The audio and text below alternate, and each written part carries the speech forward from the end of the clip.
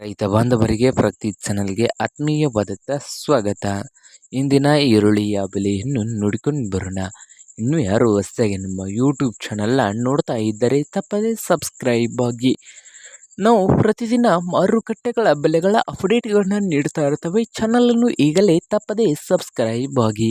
ಇಂದು ಈರುಳ್ಳಿಯ ಬೆಲೆಯನ್ನು ನೋಡ್ಕೊಂಡು ಬರೋಣ ಬನ್ನಿ ರೈತರೆ. ಇಂದು ವಿಜಯಪುರದಲ್ಲಿ ಒಂದು ಕ್ವಿಂಟಲ್ಗೆ ಈರುಳ್ಳಿ ರೇಟ್ ಬಂದು 1,000ದಿಂದ 1,600 ರೂಪಾಯಿವರೆಗೆ ಬೆಲೆ ಇದೆ. 1,000ದಿಂದ 1,600. ಹಾಗೆ ನೋಡೋದಾದರೆ ಚಿಕ್ಕಬಳ್ಳಾಪುರದಲ್ಲಿ 700ದಿಂದ 1,800, 700 ರೂಪಾಯಿದಿಂದ 1,800 ರೂಪಾಯಿವರೆಗೆ ಚಿಕ್ಕಬಳ್ಳಾಪುರದಲ್ಲಿ ಒಂದು ಕ್ವಿಂಟಲ್ ಈರುಳ್ಳಿಯ ಬೆಲೆಯನ್ನು ಹೊಂದಿದೆ.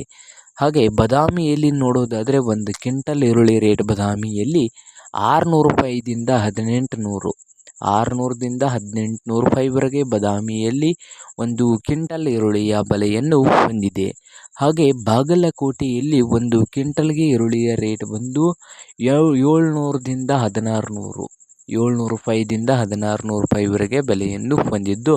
ಹಾಗೆ ಹುಬ್ಬಳ್ಳಿಯಲ್ಲಿ 800ದಿಂದ 1,900, 800 ರೂಪಾಯಿದಿಂದ 1,900 ರೂಪಾಯಿವರೆಗೆ ಹುಬ್ಬಳ್ಳಿಯಲ್ಲಿ ಒಂದು ಕ್ವಿಂಟಲ್ ಈರುಳ್ಳಿಯ ಬೆಲೆಯನ್ನು ಹೊಂದಿದೆ ನೋಡಿ ರೈತರೆ. ಹಾಗೆ ಬೆಳಗಾವಿಯಲ್ಲಿ ರೇಟ್ ನೋಡೋದಾದರೆ 1,200 ರೂಪಾಯಿದಿಂದ 2,000, 1,200ದಿಂದ 2,000 ರೂಪಾಯಿವರೆಗೆ ಬೆಳಗಾವಿಯಲ್ಲಿ ಒಂದು ಕ್ವಿಂಟಲ್ ಈರುಳ್ಳಿಯ ಬೆಲೆಯನ್ನು ಹೊಂದಿದೆ ನೋಡಿ ರೈತರೆ. ಹಾಗೆ ಮೈಸೂರದಲ್ಲಿ ನೋಡೋದಾದರೆ 1,000ದಿಂದ 1,800, ರಾಯಚೂರದಲ್ಲಿ 1,200ದಿಂದ 1,800, 1,200ದಿಂದ 1,800 ರಾಯಚೂರದಲ್ಲಿ.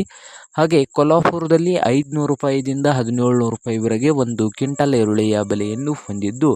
ಸೊಲ್ಲಾಪುರದಲ್ಲಿ ನೋಡೋದಾದರೆ 1,000ದಿಂದ 1,600 ರೂಪಾಯಿ ಲಾಸ್ಟ್ ರೇಟ್ ನಡೀತಾ ಇದೆ. ಹಾಗೆ ಬೆಂಗಳೂರಿನ ನೆಲಮಂಗಲದಲ್ಲಿ 1,200ದಿಂದ 1,700 ರೂಪಾಯಿವರೆಗೆ ಒಂದು ಕ್ವಿಂಟಲ್ ಈರುಳ್ಳಿಯ ಬೆಲೆಯನ್ನು ಹೊಂದಿದೆ ನೋಡಿ ರೈತ ಬಾಂಧವರೇ.